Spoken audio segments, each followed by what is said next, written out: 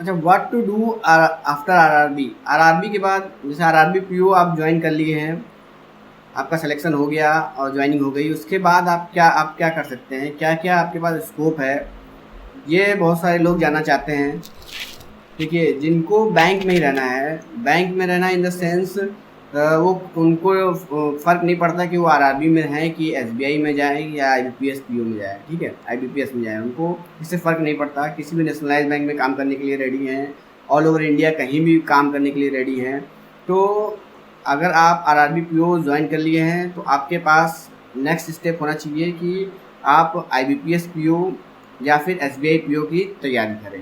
क्यों? अगर आपको बैंक में ही रहना है, तो अगर आपको बैंक वाली लाइन छोड़ के दूसरे लाइन में नहीं जाना है, और ये सबसे आसान तरीका भी होगा क्योंकि आपका अभी इस समय प्रैक्टिस है, आप कंपटीशन दे के आए हैं और सारा रीजनिंग, क्वांट, पजल वगैरह सब चीज़ पे आपका कमांड है, तभी आपका सिलेक्शन हुआ है। तो इस समय ये आपके लिए एक गोल्डन चांस रहेगा अगर आप स्विच करना चाहते हैं तो। जैसे कि मैं as a clerk Union Bank में ज्वाइन हुआ था 2019 में। तो मैं मेरा प्रैक्टिस था और मैं ज्वाइन करने के बाद मैं लगभग 2 से 3 घंटे ही डेली प्रैक्टिस करता, सिर्फ प्रैक्टिस किया हूँ, कोई कुछ नहीं पढ़ता था, सिर्फ 2 से 3 घंटे प्रैक्टिस करते करते मेरा नेक्स्ट एग्ज़ाम आरआरबी पीओ ही मैंने दिया था, आईबीपीएस पीओ भी दिया था, लेकिन मुझे ज्वाइन नहीं करना था। आरआरबी पीओ दिया और सिलेक्शन हो गया। तो आप अगर किसी बाई माइनर मार्जिन से आप रह गए हैं आईबीपीएस पीओ में या एसबीआई पीओ में, तो आपके पास चांस है, आप डेली प्रैक्टिस करके 2 घंटे 3 घंटे आप उसमें स्विच कर सकते हैं। स्विच करने का सिर्फ एक कारण होना चाहिए आपका कि आप ग्रोथ, आपको बहुत तेज़ी से ग्रोथ चाहिए, जो कि आगे अभी आप उतना मैच्योर नहीं हुए, बैंकिंग सेक्टर में आप उतना मैच्योर नहीं है, उतना क्या कुछ भी नहीं है, आपको एक्सपीरियंस ही जीरो है। तो आपको एक ये सोर्स ऑफ मोटिवेशन होगा कि मुझे बहुत आगे पोस्ट तक जाना है। जब आप बैंक में काम कर लेंगे 2-3 साल, तो फिर आपको पता चलेगा कि ऊपर पोस्ट पे कौन पहुंचता है, ठीक। और मैं यहाँ डिमोटिवेट करने के लिए नहीं बोल रहा हूँ, ना ही मेरा ये मोटो है, ना ही मैं कभी किसी को डिमोटिवेट करना चाहता हूँ, ठीक है।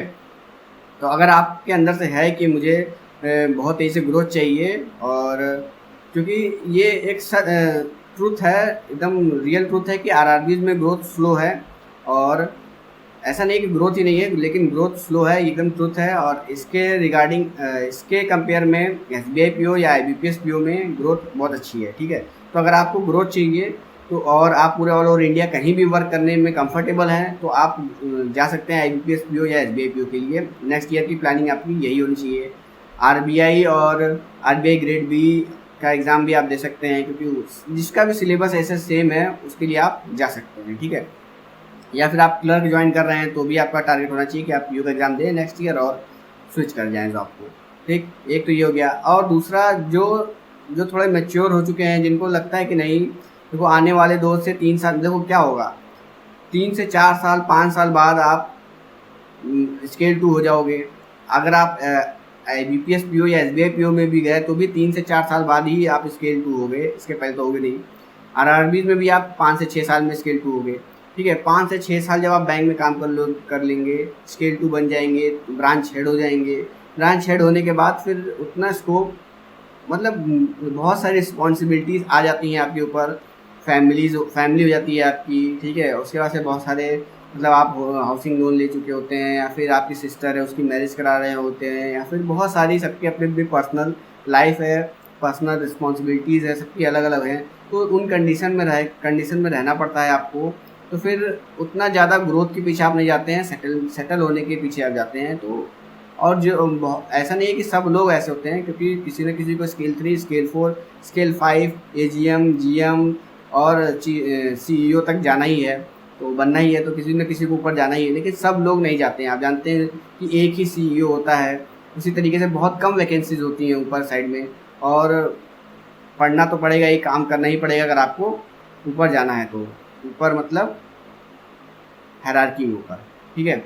और एक रीज़न ये भी रहता है कि पूरे ऑल ओवर इंडिया आपको कहीं भी पोस्टिंग की जा सकती है। आप डेफिनेट है कि आपको ट्रांसफ़र किया जाए, जैसे आप यूपी से हैं, आपकी पोस्टिंग यूपी में हो गई as an PO, SBI PO मान लीजिए, ठीक है।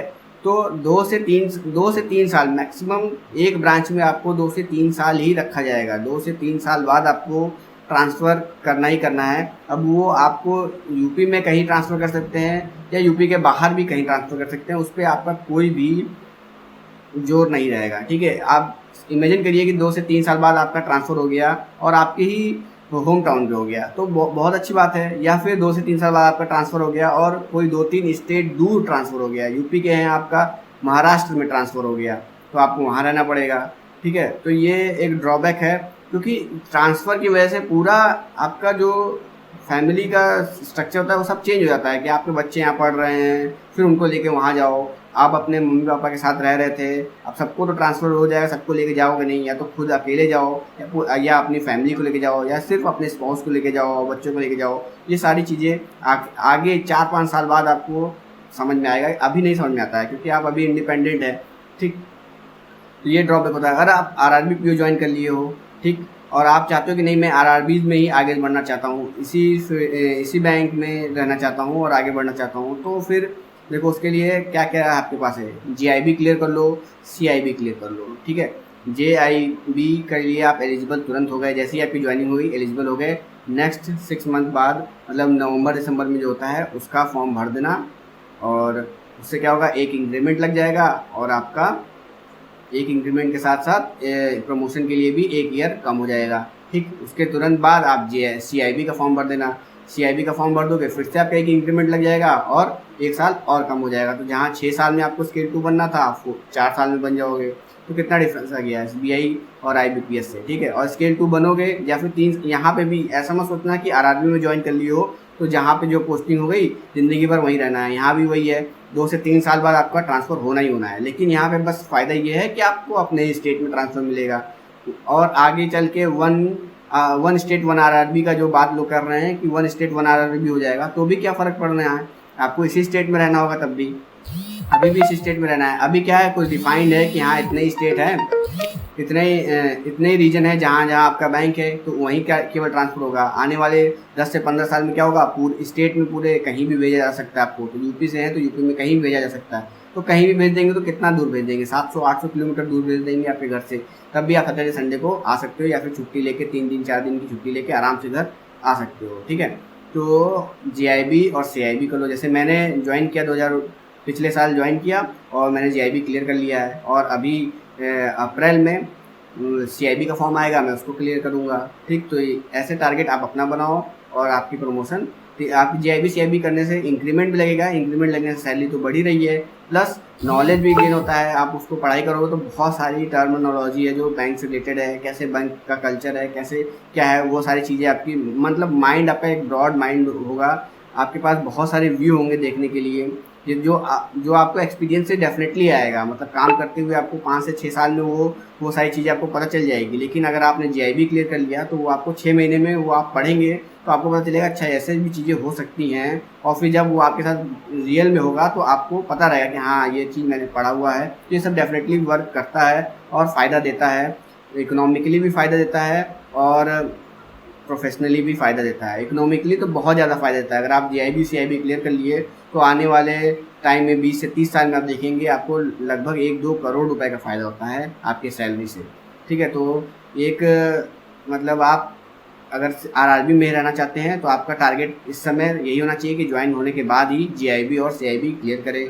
और अगर आपका टारगेट है कि दूसरे बैंक में जाना है तो आप स्विच कर लीजिए, गोल्डन चांस है आपके पास। और अगर आपको बैंकिंग सेक्टर में ही नहीं रहना है, किसी दूसरे गवर्नमेंट सेक्टर में जाना है, एसएससी की तैयारी करनी है, यूपीएससी की तैयारी करनी है, तो वो आपका कमिटमेंट है, आप किस तरीके से टाइम को मैनेज करते हैं। ऐसा नहीं है कि आप मैनेज नहीं कर पाएंगे, बट वो आपके कमिटमेंट पे है कि आप कितना ज़्यादा कमिटेड हो अपने गोल को लेके, तो आप उसको भी अचीव कर सकते हो, आपके कमिटमेंट पे है। आई होप समझ में आया होगा। Thank you friends.